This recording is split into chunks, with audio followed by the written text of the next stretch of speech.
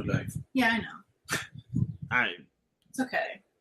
Dust USA is about making sacrifices. I mean, I was going to get little snippets of it. We're cutting down. We can only have so many, Nespressos a day or something like that. I just want to leave you with this. There will still be coffee on the booth. There we go. See, we will sacrifice at home, but the booth will be aplenty.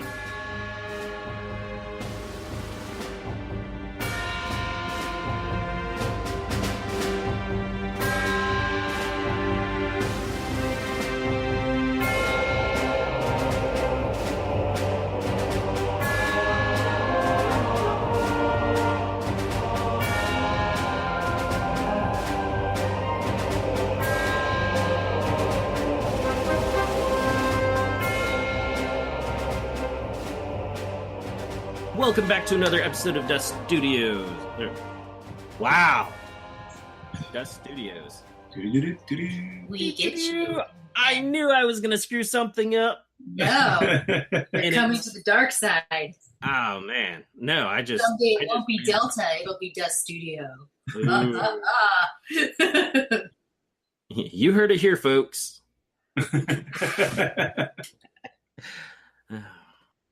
And welcome back to another episode of Dust Bootcamp. I'm your host, Nick, and I'm joined by our other hosts, Greg and Alicia from Dust USA. Hello. Hello. And tonight we're talking more about Platoons, and we're moving on to SSU. Damn it, Nathan. After the hashtag beat Jim, it's going to be the hashtag damn it, Nathan. yes. Plenty of hashtags for this. Beat Jim and damn it, Nathan. Any Dust questions won't be answered unless they have those hashtags. I like that. now there's a tax. So yeah, we're talking about SSU tonight, and we're jumping in. We're actually really mostly like the units episode. We're really just going to be covering the Red Army. Yes. So that massive organization that it is. Yeah, it's the main core of the SSU block. It's the block army by definition. So a lot of choices coming from previous versions of the game, and a lot of platoons that are, in my opinion, all interesting and offer a lot of gameplay strategies, gameplay options, and shenanigans all together. So it's really fun. The SSU army is really an army that was really built differently from the other armies and has a little less units because it was created later. But these units really shine in these platoons, so that really makes them really competitive in tournaments, but also really fun to play in general when you play with your friends or when you play during a campaign, a Dust Day, or these kind of things. So the first one is the SSU KV-47 Wolfpack Platoon. So the Wolfpack Platoon has 4 units that are required. The first one being either a Nadia or a Natasha or Koshka and Grandma. Then the other units will be, and you can mix and match as you want, either a Nadia, Natasha, or Natalia. So we're talking really about the closed KV-47s. These are basically the Armor 4 KVs. So really resilient. They all have also damage resilience or this kind of things. So really, really sturdy. Not really expensive. Quite fast. They really are nice all the time. Their main flaw, I would say, would be short-range weapons. But again, it's not really a problem. It's a false issue when you play the game. And the platoon is completely bonkers when you think about it. Not because it's super powerful, but because it opens so many tactical options during the game that it's going to be really interesting to play. The platoon says, if any KV-47 series walker in or supporting the platoon has line of sight to an enemy unit within range 4 that performs a triggering action combination, any other KV-47 series walker in or supporting the platoon that has not already taken an action may attempt a reactive attack against the enemy unit. The roles of shield and faction logo are considered successes for the reactive attack. Only one KV-47 series walker may attempt a reactive attack for each triggering action combination. So that means that it's, instead of reacting to an enemy approaching you and trying to attack with the one that is in range, you can reactive attack with any other, even when they shouldn't be in range for the reactive attack. And that changes a lot of things. That can really help you, for example, open line of sights to the point that the enemy that just moved in doesn't have any cover. That also allows you to choose the proper weapon to react, because, for example, the enemy unit could choose to advance in range 4 of your Nadia that has a range 2 and couldn't do anything. And suddenly you can choose to react with your Natasha that has a range 6, and that changes everything. So it's really a platoon that gives you a lot of liberty. And it's all the more fun when you choose to really go all in with this platoon. This is an experience that I lived firsthand, where I faced a platoon with 13 walkers, all KV-47s.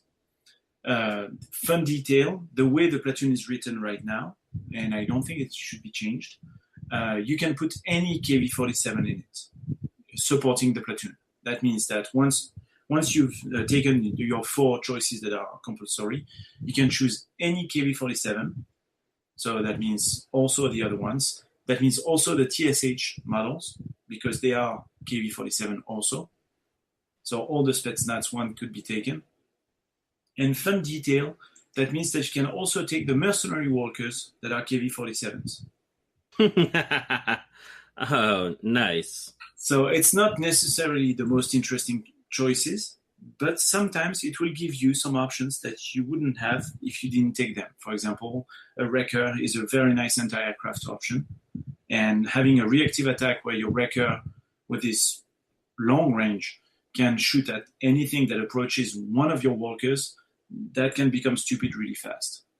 That means also that, for example, you can have an Anatoly that will do some reactive attacks that will also cause, because of the Tesla, the enemy to lose some actions.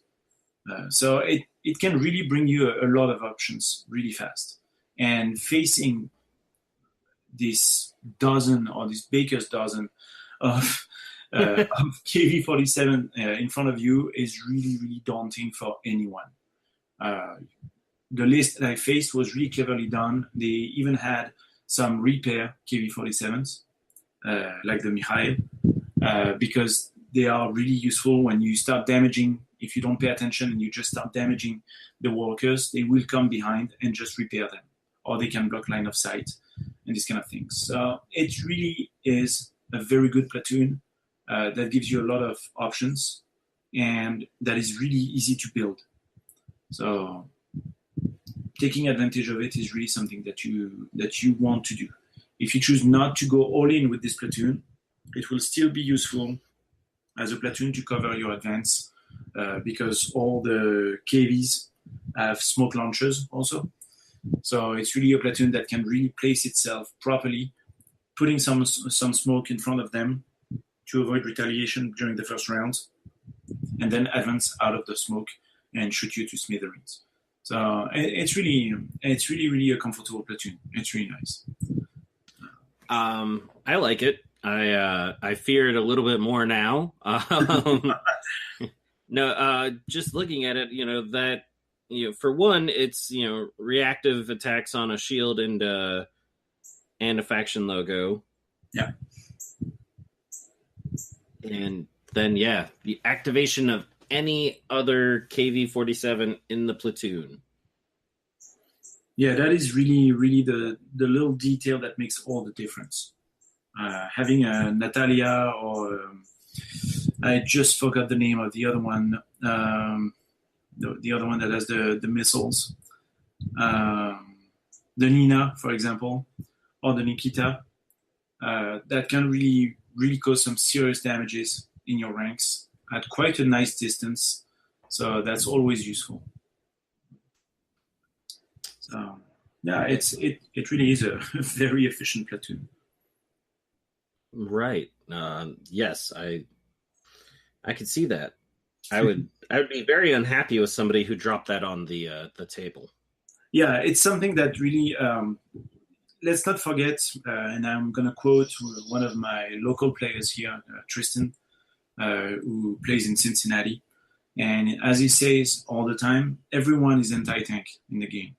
And you must not forget that in melee, you can really swarm with anything, these kind of walkers, and then cause some serious damages on them. So it's not something that is completely unbeatable, but it's really something that you need to think in order to defeat. And this is the kind of list that I like to face, because these are the lists that gives you a nice headache at the end of the game, because you really give it all to defeat them. So it's satisfying. And your opponent will still have to think about it, because mid-game or end-game, and that's one of the main flaws of this platoon, having so many walkers destroyed means that you have so many wrecks on the table, and that's so many boxes that you cannot walk in with your other walkers. And that's really important. At a point, if you don't pay attention, your second line will be blocked by your first line. Right. And actually, part of what it makes me think of is during World War II, the Battle of Kursk. Kursk, yeah. Where the Russians had a lot of light tanks that were facing off against the Germans, and their guns couldn't actually, damage the German tank hulls. Yeah. So instead, they went, well, we've got more tanks, ram them. Yes. And so you had a battlefield that was just littered in smashed Russian tanks. Yeah. Because that was the strategy that worked, and that's part of the strategy even here. I mean, you did mention that, hey, yeah, even with the walkers can be dead and broken and sitting in the middle of the battlefield. Yep. Providing cover, but it's providing cover both directions. Yes, it's blocking off some areas, but even tactically thinking about those losses and driving in and taking advantage of those losses is a big thing. It will be really interesting, for example, if you have a scenario with reserves and you play this platoon in complement with another platoon, for example, some Spetsnaz, all these kind of things, because your infantry will take advantage of the wrecks with glee. If you play the full Walker platoon, again, the list that I faced, that's the problem that the player finally had mid-game and end-game, was really that I started to wreck a lot of walkers, and at a point he couldn't walk anymore. And he was stuck with most of his walkers from his second line, because they were completely stuck behind the wrecks of his own walkers. So if you break them the right way, you will not leave him anything but the funnel that you want him to go through, and that becomes a choke point and a killing point. So it's really something. It is really impressive on the first few rounds. The first 3 rounds of the game, you can really do some serious damage and be really confident in your advance. But it's really something that is actually harder to play mid-game, and that you will have to master in order to play properly. So it's not just you turn the key in the back of the model, and you let it advance by itself. It's really something that you have to think about thoroughly, because really the number of wrecks on the table, because let's not forget that your opponent will also have some vehicles, even if it doesn't have as many. And that means that you're going to have a lot of wrecks on the table by the end of the game. So, So yeah, a nice little platoon, easy to set up. and really, really efficient all the time. So yes. And then the next platoon, this one's actually this one's been in discussion lately. Yeah, this one is really popular. So the Smersh, the Koshka's Smersh KV-47 platoon. So 3 units required. Koshka and Grandma as the leader. And then Nadia or Natasha for the 2 combat units. Then any support unit. And so the platoon says that a KV-47A, B, or C in or supporting the platoon will have basically airborne. That means that they are not placed on the play area at the start of the game, but on your first turn, they're going to be placed anywhere on the play area out of range 2 of any objective. The first action will be a nothing action. Then you're going to roll a die for a second action. On the target, you will have a second action. On the shield, you have nothing.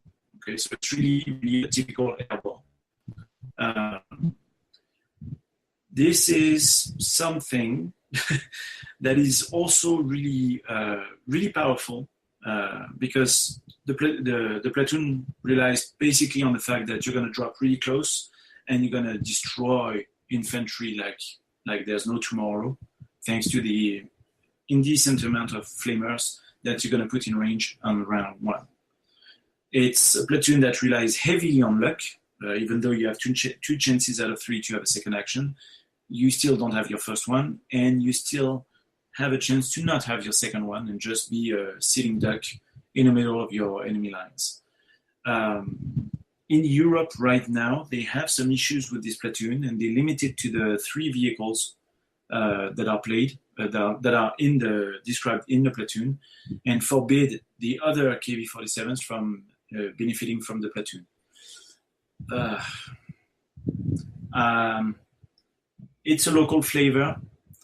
I think it's utterly wrong.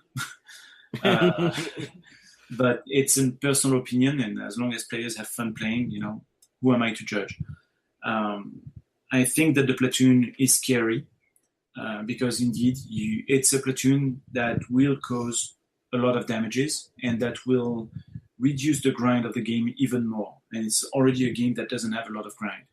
So that means that you have to be super strong morally and in your list to be willing to lose probably 2 to 3 units first round.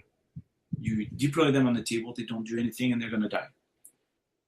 If the guy plays all in with a ton of walkers, again, you can play a lot of them, you can really be facing a situation where you're going to lose 2, 3, 4 units first round.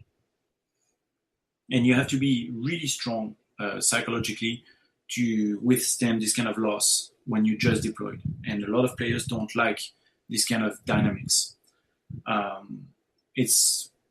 me, it's not really a problem. I've faced the platoon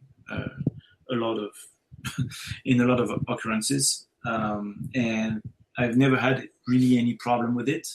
I was playing allies, so allies are naturally a little bit equipped against that. So I would like to try it with some spam armies like the NDAC or the USMC, but I'm pretty confident against this kind of platoon. You have to get rid of the walkers that are behind your lines, obviously, but because they're so close, because they are just right there, and because they only had 2 actions, if they wanted to be efficient, that means that they basically are here, and you just have to either shoot them again, really shoot everything you have at them, or just melee them and destroy them. So it is really scary to have so many heavy walkers with damage resilience, with the smoke launchers drop in your lines. But again, they are behind your lines, and you have your whole army in range to just destroy them. Even if you lost like a third of it, you still have 2/3 of your army to just wreck them. So, and then you have 3 wrecks on your side of the table. So, yeah, you. You have also to remember that 1 out of 3 will not have any action and will be rendered useless. So, and they are also vehicles, so that means that every time you damage them with one unit, you're gonna roll one die, well, 2 dice, but you're gonna make one roll for your critical damage, and that can make them even shorter lived. So, again, it's a platoon that plays heavily on the psychology of your opponent, because it is really scary to see that drop in front of you, or I should say in the middle of you. But yeah, the limitations that are placed right now by some tournaments, I think it's a lack of knowledge of the rest of the game. But maybe when the tournament scene will mature, and at a point they will reach a level where they are not scared by these kind of things anymore. So, but yeah, it's a scary platoon, definitely. It's highly popular. Again, it's played a lot, not only in Europe. I see it a lot on the American scene also. The guys who want to play nice play it, play half of their army with this platoon and play another platoon with it. Like, for example, the heavy breakthrough tank platoon that we will see right after. But the guys who really want to be mean, nasty, and evil will play the full platoon, again with 11 to 13 walkers dropping in front of you. Okay, cool. It's really something that plays more on psychology than anything else. So, it does. I can see why people would have concerns over it, and feel that it can be overpowered, or powerful enough to a point where it needs to be moderated. Mm-hmm. I can also see where there's plenty of other things in Dust that really, for my own lack of another word, are kind of silly. Uh-huh. And I don't mean that, in the actual silly foolish. I mean that in the silly, this is silly powerful. Uh-huh. And sometimes even, silly overpowered for what you pay for it. Wonder Child. Sorry, coughing fit there. Wrong example. But so it's one of those things that I don't know if it's I wouldn't go a maturity with the game thing as much as usually when a rules committee for organized play meets to make these decisions, mm-hmm. They agree based off a little bit better rationale, and then it may be that as things work down, they do reevaluate and change it. And you see that a lot with ITC, with Warhammer. Yeah. They are completely not affiliated with GW, yet they listen to the player base and try and make rational choices on this or that being limited or not, because sometimes things end up having just that slight imbalance. And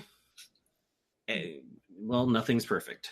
I'm not going to try and say that the game is perfect. Proof is that we have erratas and FAQs that are developing every month. So I'm not trying to sell the unsellable here. My impression, and it's really something really personal right now. So it's really something that I think I can say during this podcast, but again, don't take it as the Bible, because it's really a personal opinion.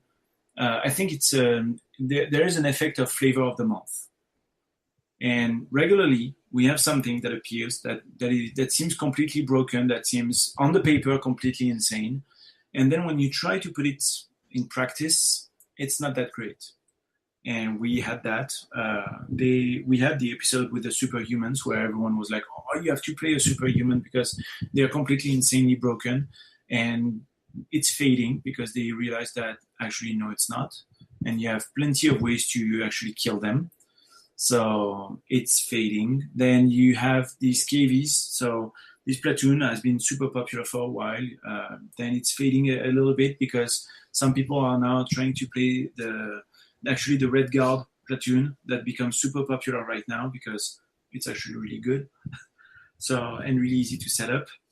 And it's also a platoon that really interferes with the psychology of the players. So it's really, I think that we are still, due to the frequency of our big events and these kind of things, and the size of our community, we're still in a very non-mature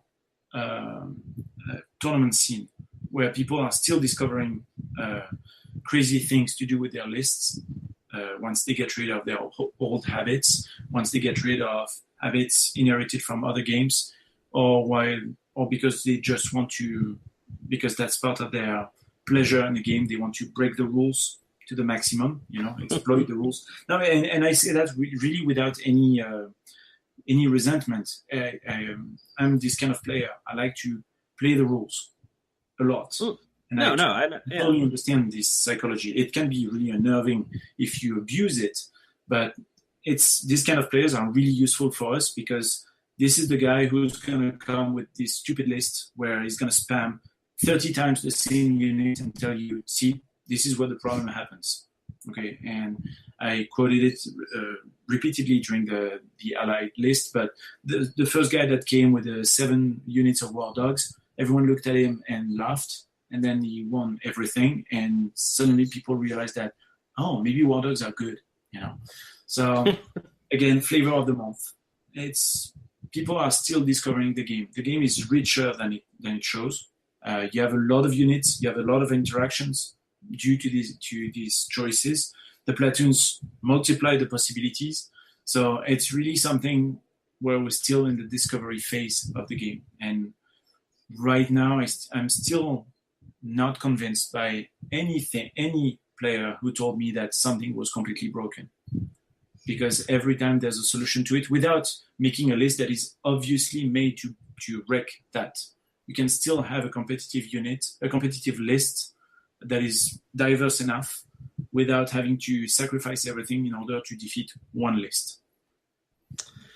And I know, and we've had extensive conversations back and forth on many or several of these things, and I tend to agree with you on 90% of what you just said. Mm-hmm. Though at some points it feels like even if you're not building lists specifically to counter a person, you have to, with pretty much everything, take so much from so many other places sometimes that it feels like even though you're not building a list to counter just that one model, that you are sacrificing what you were aiming to play. But that's part of the challenge of playing a miniature games. You will always have to sacrifice something in order to defeat something else. Right now, for example, people are discovering that airplanes are really, really powerful.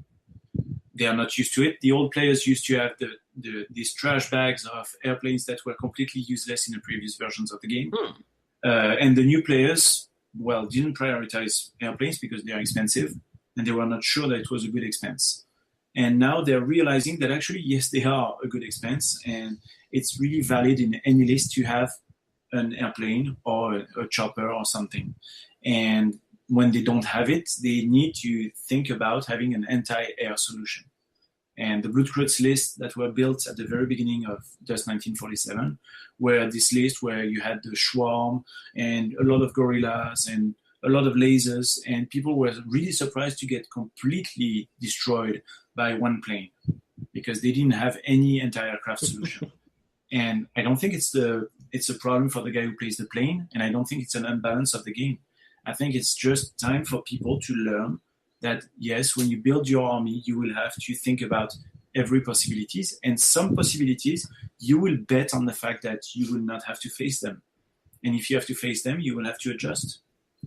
As I said, the previous platoon or even the Smersh, every single unit in the game is an anti-tank unit. And you have to remember that. But that means that you have to go in melee. Because it's really something fun, but you take a USMC anti-tank unit, it only has 2 recoilless rifles, okay? That means that if you're unlucky, you will not destroy 1 tank during the whole game. But these 5 guys going in melee can wreck a KB-47 in 2 rounds. And that was why I laughed, because we've had the discussion about improvised weapons. They I totally get it, and they still totally bug me. I get it, but it bothers me. Yeah, and it's because you are. It's the same problem that you have with the heavy rangers. You have an idea of the game that heavily relies on your suspension of disbelief, and at a point, you cannot have this suspension of disbelief to that point. For you, when you talk about improvised weapons, you don't understand how the butt of a rifle can actually knock down a walker, and you're not completely wrong. It's just that what we call improvised weapon should be an improvised situation, and it's the guy going between the legs of the walker and trying to pull some plugs, some cables out of the walker, with his combat knife going shook, and that's your breaks. See, it's this kind of things. It's also, and it's described in the platoons that we talked about with the Axis. It's also the fact that you're going to throw a grenade at short range. You're going to let it roll between the legs of the walker and let it explode. So it's not a range attack. It's a close combat attack. We have a tendency even I have a tendency to call them melee attacks, and I'm wrong. I should call them close combat attacks. So, and that's a generic term for everything that you can do when you're in close range. So, again, when you think about them this way, it's less mind-boggling. And suddenly it makes sense that even a unit of 5 guys that come with their knife and nothing else can really do some serious damage to a unit. It's climbing on the walker, opening the hatch, and starting to shoot down the pilot and the gunners and stuff like that, because they are just in their cabin and they cannot do anything about it. So it's really that.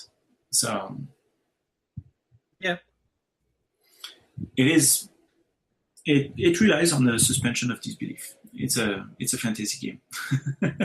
Well, and any miniatures game is, and you do have to bring that suspension of disbelief, or the narrative building, the whole whatever it is, and just like you said, climb on the walker or the tank and they drop grenades down it.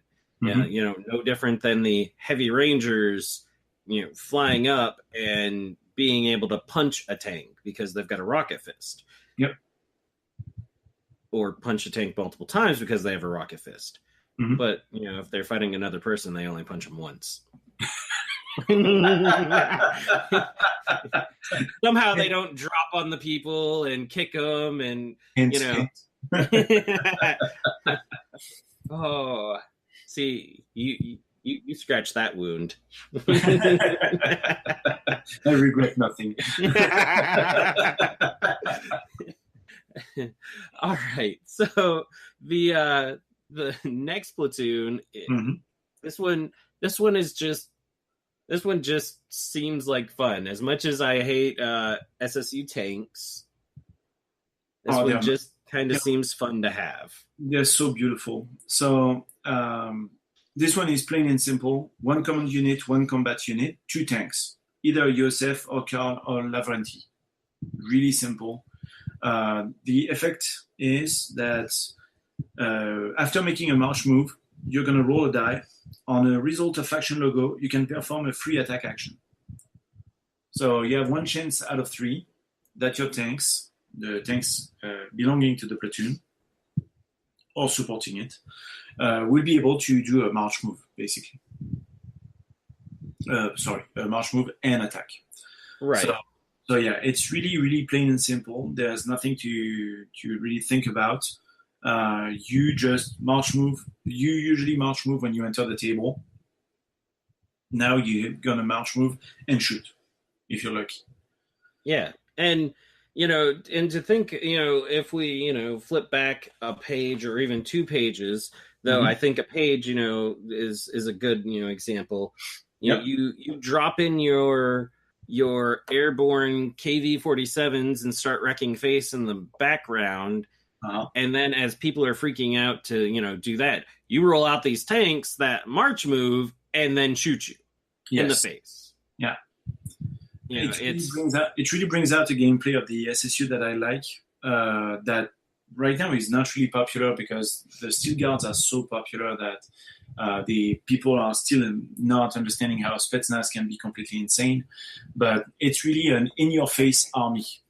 And it's really an army where you're gonna pummel your opponent really fast in the first 3 rounds of the game, and if you haven't won in the first 3 rounds, then you're gonna start the grind. But for 3 rounds, you really put the pressure on your opponent, and this is typically a platoon that you're gonna play to enhance this pressure, because a USF that has a speed of 2 when it moves, but it's a march move of 4 plus a range of 18 with the heavy gun, which is already insane, but that means that really you can place yourself the way you want and then have some line of sights right away, round 1. So, and if you're lucky, again, you're going to shoot. So who doesn't like a free shot, So the Lavrenti, for example, is a really good anti-tank, but needs also to be placed accordingly. So having this additional speed will really help. That means also that your tanks can be on the first line of your offensive, meaning that they can cover your second line just by, instead of finishing their move being straight, they can finish it being parallel to your deployment zone, and then that will give you a natural block to the line of sight of your opponent. So because they are super heavy vehicles. The Carl is the one that has the shortest range, with a range of 10. So again, it's comfortable enough that most of the time you can shoot whatever you want. But with the additional speed of 4, it really makes it hit what you want to hit. So if you're lucky on your die, it's a free shot, it's a Tesla. You can start to really have your opponent stunned round 1. It's nothing to scoff at. So yeah, it's really easy platoon. If you like tanks, play the platoon. It doesn't cost much. It's 2 tanks. It's really easy to set up. It's really easy to play. It's a platoon that speaks by itself, and it's a free boost for the tanks. 1 chance out of 3, but still, it's a boost. So who doesn't like it?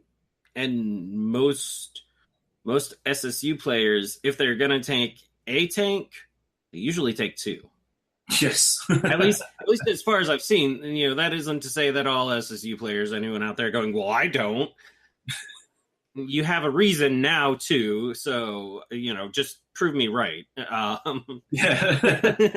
No, it's true that it's really easy to set up 2 tanks right away. The Lavrenti and the USF are really cheap. The Carl is a little on the expensive side, but the other 2 are really cheap. So it's really a platoon that, take half of your army points, but it pays itself, because let's not forget that beyond their big weapon, they also have 3 to 4 machine guns all around. Some of them on turrets, the other ones on the front hull. So you always have some line of sight to something. It's armor 6 or 7. I mean, really damage resilient. It's really nice. I really like their tanks. I'm a huge fan of the Carl, for example, despite being 25 points. But right, and they are fun to have heavy rangers fly up to and punch and make explode too. Exactly. there is something satisfying about killing something that massive. Yes, it is. They are impressive on the table, even when they are wrecks. they are. And they are. I've never played them, but seeing other people play them and the devastation that they can wreak, because it also, they are disruptive. Yeah. Yeah, and that really goes for anything that's just that big that you set down on the table. Mm-hmm. It screams for attention, which is why you can then run some steel guard next to them and be sneaky about it, because everyone will be freaking out about tanks on the board. Oh no, there's tanks. Ermagerd. And it's pretty much that. So these tanks can also be used to cover the advance of the steel guards, for example. If you want to cover their advance, you just move your steel guards behind the tanks again that are moving, as crabs, and that will allow you to increase even the survivability of the already resilient steel guards. So. Oh, ouch! I felt you add that in there. Your damage resilient tanks with your damage resilient steel guard. Yeah, see, that's the reason why Rangers don't have damage resilient. They wouldn't care about it because they don't have tanks to hide behind. So. There's walkers out there that they could hide behind. Yeah, walkers, but not tanks. It doesn't work the same way. No, that's fun. I mean, there are some tanks if you do a little bit of conversion. Oh yeah, but I'm not talking about the justified. The pure no, those don't count. Look that I got, man. No, justified vehicles are here for the flavor, but they are rarely more efficient than the originals. So. To me, it's a waste of points. I said it. Oh, we'll have to make sure Paulo doesn't hear this episode. Oh, you will. Yeah, I tell him every week. And he looks at you very hurt. I can feel it already because he's like, but I love to make him mad. He insults me in Italian. It's fun. Oh. Hmm? With love. With love, of course. Yes. So yeah, that's for Dust Platoon. No, I think that. And then we have the only kind of infantry focused platoon in the Red Army. Yes. The Yakov Stormwall Platoon. So this one is a fortified platoon. That means that you're going to have bunkers or fortifications, either allowed by the scenario or allowed by the tournament organizer or the Thursday organizer. The platoon is Yakov or a common squad for the Red Army or Red Guards, and then 3 combat units that are actually one of them, and it's really the important point here. The first one must be a strong point or a bunker. So that means the Tesla or twin Tesla, strong point or bunker. So the difference between a strong point and bunker are that the bunkers have a cover on top. They have a roof, basically. Strong points don't. So that changes a little bit their resilience, but that also changes their ability to shoot all around and to be entered in and this kind of things. So both are interesting depending on your gameplay and what you want to do with the strong point or with the fortification, I should say. The other units that you have to choose are really Red Army or Red Guards, typical units, Battle Squad, Anti-Tank Squad, or Tesla Gun Squad, or Mortar for the third choice. So really, it's really a list that is easy to build for any beginner because you have multiple choices, you have no doubloons, no doubles in it. You really play everything that you have, basically. You just need a bunker. So the advantage of the platoon says that the units in the platoon or supporting the platoon will gain an action when they do a reactive attack roll on a faction logo and a shield. So it's an advanced reactive attack without the additional range. You still need to be in range 4.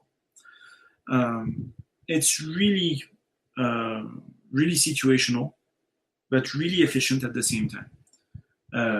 Why? Because you have your bunkers. So if you play fortifications like that, the weapons on fortifications are insanely powerful. I'm going to talk about the maximum, which is the twin Tesla gun. And we're talking about a weapon that is going to roll 18 dice against everything on the table. Okay, no, not airplanes, obviously, but any ground unit on the table will have to face 18 dice. And because it's a unit that doesn't move, that means that it's 18 dice that are going to be re-rolled because sustained. Right. Oof. Yes.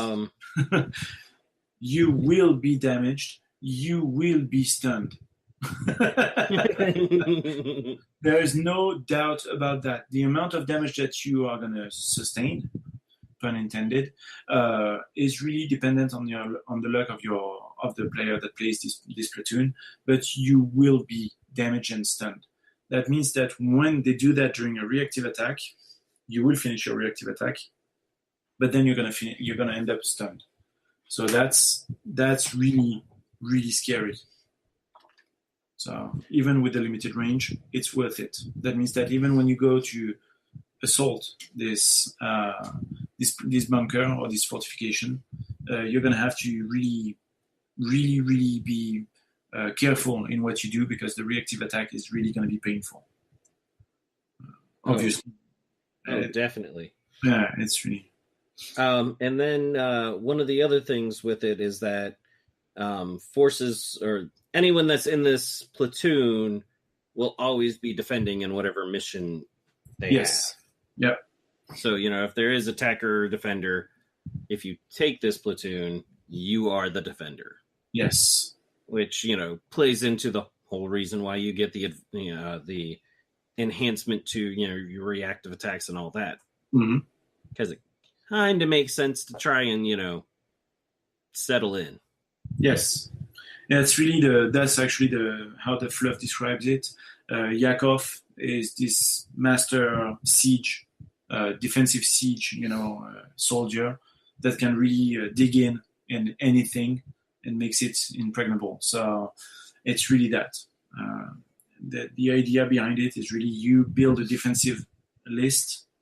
I would advise again for the most expensive bunker with the twin Tesla gun. Then a Tesla gun squad, and probably a mortar or the second Tesla gun squad to really do some serious damage with your units. Obviously, you take Yakov. I would not hesitate to take several common squads to reactivate units like the bunker, obviously. So you can really do some. I mean, a common unit in a PD-47 just put in the back of the table behind the bunker. And you reactivate the bunker all the time. It's really nerve-wracking. So yeah, it's a fun list. It's a list that is actually super cheap to build, because the bunker is the only super expensive unit that you're gonna have for 32 points for the maximum twin Tesla gun. So actually 37, because you're gonna have to pay for the bunker. But so it's really not that bad, and it's a platoon that, for example, personally when I play it, I like to play it in addition with a lot of aircrafts that are in charge of going and harassing the back line of my opponent. Right, and definitely makes sense. You use this to hold, especially in anything that's objective based. Mm-hmm. You make this hold your objectives while any one of the other, maybe not any one of the other. I could definitely see a wall of tanks being useful, but I think the wolf pack would be incredibly beneficial. Yes. At the same time as an incredible pain in the ass. Everything having some better reactive attack is always fun. Everybody reacts. Everybody shooting every direction. There was bullets just flying everywhere. Mm-hmm. And again, if you multiply the command squads behind, even if you're already reactivated and you missed a little bit your reactive attack, you just get moving a bunch of monkey on the unit, and they can just then act normally and shoot what you missed the first time. So it's really a forgiving platoon, and it's really a very fluffy platoon. And that's what I really like in this platoon, is that it's not only powerful for the sake of being powerful, it's also really fluffy. So I like that. Again, obviously, you will have to rely on the fact that your scenario allows for fortifications, or for your TO to allow this platoon all the time. What we do during the Dust Days, for example, even if the scenario doesn't allow for fortifications, you can play the platoon, and the unit and its fortification are deployed at the very back of your deployment zone. So you just put them against your deployment line, and they do not move during the whole game. So that has inconvenience, that has advantages, but it makes it playable all the time for people who don't necessarily want to change their list between games. So. Right. And then, since you were talking about aircraft, and this next platoon would work beautifully with that previous. Yes, actually it fits in points, so it's really funny. The SSU Red Sky platoon, which I honestly prefer to call the Night Witches, because that's really the spirit of it. 3 units required: Red Ace and the Red Star as a command unit, and then any of the Striker, Blaster, Burner, Burster, attack helicopter for combat unit 1 and 2, and then any other support unit of your choice. As long as Red Ace and the Red Star are in play, so you need to have both of them, the Red Ace and the 2 required units of the platoon gain stay down as a skill. That means that every time they attack a unit, they will cause automatically, I just forgot the name because that's me. Welcome at the end of the week. Sustain? Wow. No, I see you're like me. Yeah, well, I had it. Suppression. Under fire and suppression. Yeah, suppression. So I had disruption in my head, but I knew it was wrong. So they cause I say it again. They cause suppression automatically, and that's a very good game mechanism in my mind. This one is a little less crazy good, for example, than the Blue Kreutz one with Frank von Stein, but it has exactly the same spirit behind it. And because of the multiplication of your weapons on these choppers, you can shoot at several units at the same time and cause suppression everywhere. So it's really, really useful. Plus, honestly, the helicopters are really no joke. None of them are bad.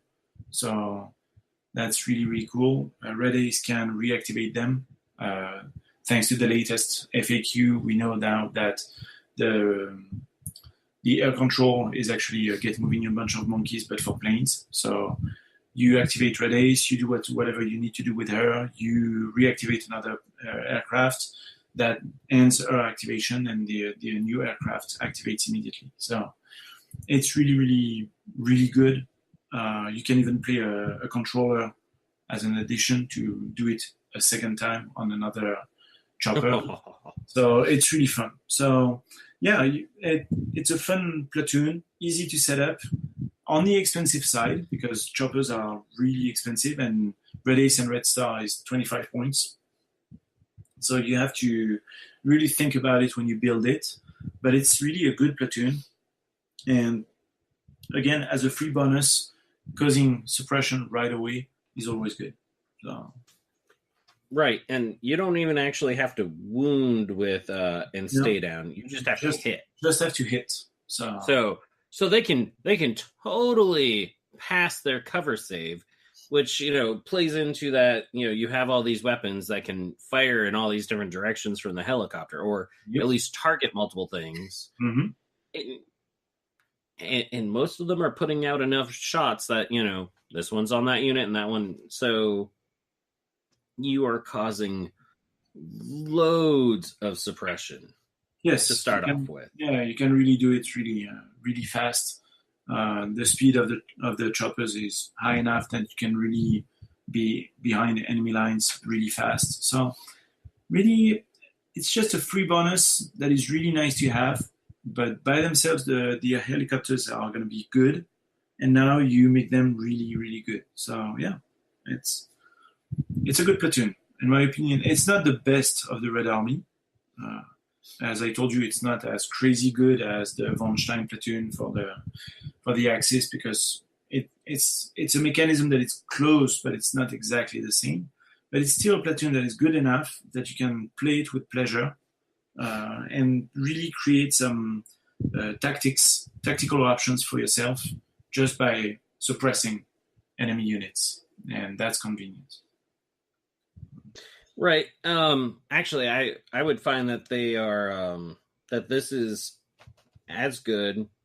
I mean, I guess points wise, it's not going to be as good as von Stein's platoon, but then again, the ability for this to you can cover a much broader area just with all the guns.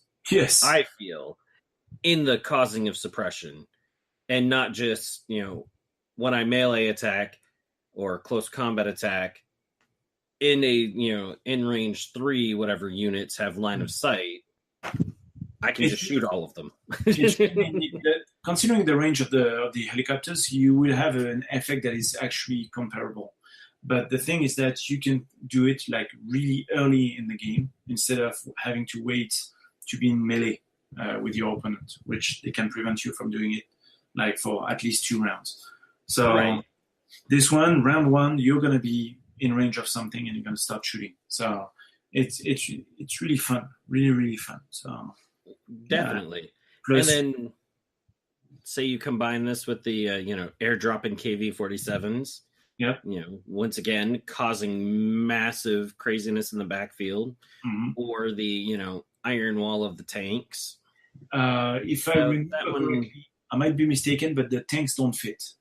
I was gonna say, with the 3 helicopters and the 2 tanks, depending on what even your it would be really, really complicated to fit, but that would limit your options for the choppers and the tanks. But yeah, with the KVs, it's nice. As I said, I like to play it with the Yakov's platoon, because you have this really, really impenetrable defensive line, and then you just toss your helicopters at the face of your opponent. And either they don't have any anti-aircraft option, and it's going to be like a nice cakewalk, or they have some anti-aircraft options, but still you can start dealing with the biggest threats of the army against your defensive line. And on the defensive scenario, it really changes a lot of things when you can shove your choppers in the throat of your opponent, like round 1, and start.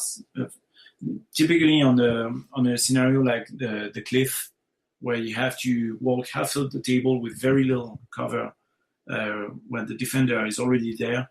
You have Yakov that is played in defense, and you put the choppers on the beach, waiting for any unit to enter the table, and that becomes really, really painful for your opponent.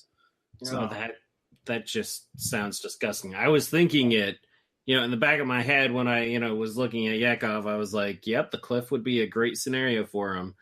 But, thinking that through even further, oh, God, that is...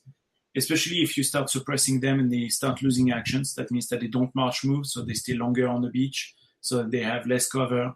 I mean, it becomes really...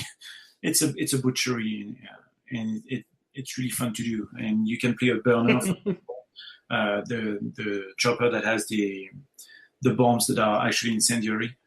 And I mean, even the few units that are in cover are going to be busted out of the cover just by the flames, and that's horrible, like really. So yeah, it's really a fun platoon with a lot of resources. Again, it takes a lot of points, so you need to think about it thoroughly when you play it, and you need to really know what you're going to do with your other half of the army, because basically one half of your army is taken by this platoon. And then once you know that, it's a platoon that never fails to amaze. So evil platoon. Yeah, The choppers for the SSU are really good aircrafts. Oh my goodness, yes. Yeah, and they are really resilient. They are fast enough to be annoying. You have the possibility of putting them, on hover mode, and you sacrifice your save, but you gain the sustained attacks. So it's really, you have some fun stuff to do with them. So.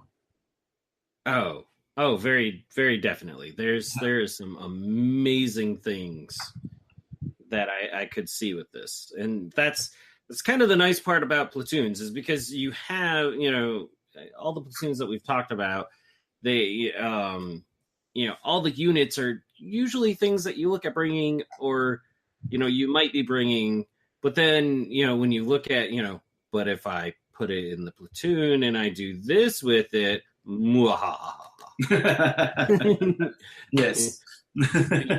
Because it gets that extra little layer of, oh yes, it's just something to make it a little sweeter. Yeah, that little tipping point.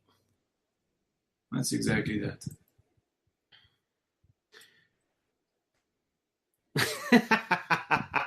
Oh man.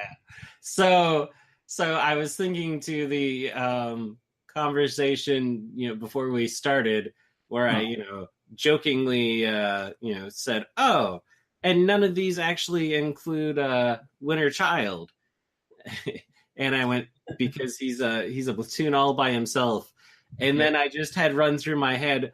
But imagine if they had a couple of superheroes in the SSU, they could then do the fury of the people or something like that. an Avengers knockoff. But then that Russian Avengers knockoff that wasn't an Avengers knockoff, movie went through my head. Yeah, it was hilariously over the top. But I could see that. Yeah, definitely. the SSU. So yeah, hey everybody! I was laughing about SSU superheroes forming a league and all that, and then my computer shut off. So we're back to just actually close out. We were right at the end, anyways, as we were just working on summarizing the funness of the Red Army. Yeah, and their multiple platoons that they have. Yeah, the Red Army is really obviously a diverse army, and the platoons are really reflecting that. It's a solid army, and whatever platoon you're going to choose, you're going to play really in your face, fast acting platoons that have effects right at the beginning of the game. So it's really really close to the general doctrine of the SSU. So you're gonna have fun with those, whatever happens. There are also platoons that are really easy to set up, that can be pricey, but at the same time leave some room for other platoons or just a general support army next to the platoon. So a lot of freedom, and with some bonuses that are really efficient and really free. So always good to take anyway. That would be my conclusion for these platoons. And I would have to agree. There's a lot of flexibility and power in each of the platoons, and like we were saying or I was saying just a few minutes ago, each one of them has their reasons that kind of compel you to want to take that unit or to take those units for that platoon. And then there's a good amount of synergy between the different platoons so that you can mix and match how you have them arranged and deploy them. Mm-hmm. Exactly. And you're not going to sacrifice anything by that decision to mix and match inside of your inside of your faction as, the core block unit of the army. So, with that said, you also then do free up some extra points if you do take any heroes, or, some of the platoons require you to take heroes. So you may even end up with a few points that you can, use to, possibly take that sniper squad that you probably shouldn't take because snipers are overrated and shouldn't ever be used.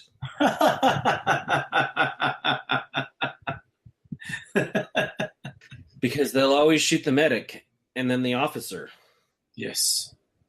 You definitely shouldn't take Steel Guard snipers. No, who can shoot everything all the time. Who can shoot everything all the time twice and get rerolls or something like that. Whatever their power scopes do, I forget, but it's shenanigans. It's, rerolls when sustained. Yeah, which, you're Steel Guard. You can't really walk anywhere, so you might as well sustain. Especially with a rifle that has a range of 10. You don't really care about walking anymore. Yeah. And then you get 2 of them. Yes. If you only play 1 unit. Right. Which, who would do that when you can have 2? Or 5. Which means 4. Well, they're a little expensive for 5. It's okay. You can still do it. You could. Not War Dog's good, but it's good. Yeah, it's still fun. Though War Dogs chewing on Steel Guard are funny. Yes, it is. It is. It's for a stupid fight.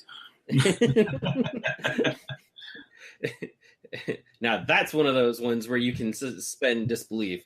Doberman pictures on biting a hold of a Steel Guard's arm so that he can't pick it up to do anything. Yes. That's how he was taken out of battle. All right. So, any other last minute thoughts? Well, I'm good. Awesome. Well then, folks, I believe that is going to be the conclusion of this episode of Dust Bootcamp. As always, if you have any thoughts, any mistakes or errors that you want to point out, you can definitely point them out in the comments, or you can send us an email, either nick@skirmishsupremacy.com, or nope, Greg's not going to give his email. No. so you can just message Dust USA on Facebook and be like, "Oh, but you got this wrong." Exactly. No, it's because we don't make mistakes. We just have a very creative thinking. I like it.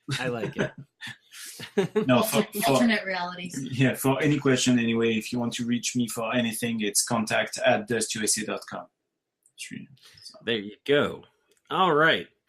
So I want to once again thank Greg and Alicia for sacrificing their time we all know it's not really sacrificing their time because they have way too much love for this game. And too much fun talking here. Yeah, it's really fun. It's fun to do. Yes. And I want to thank all of you listeners. It's been a lot of fun doing this.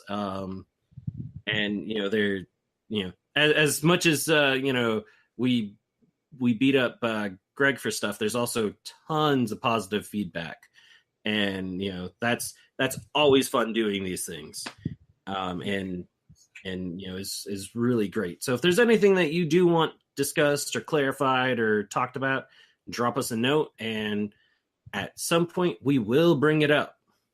How's yeah? Because all right.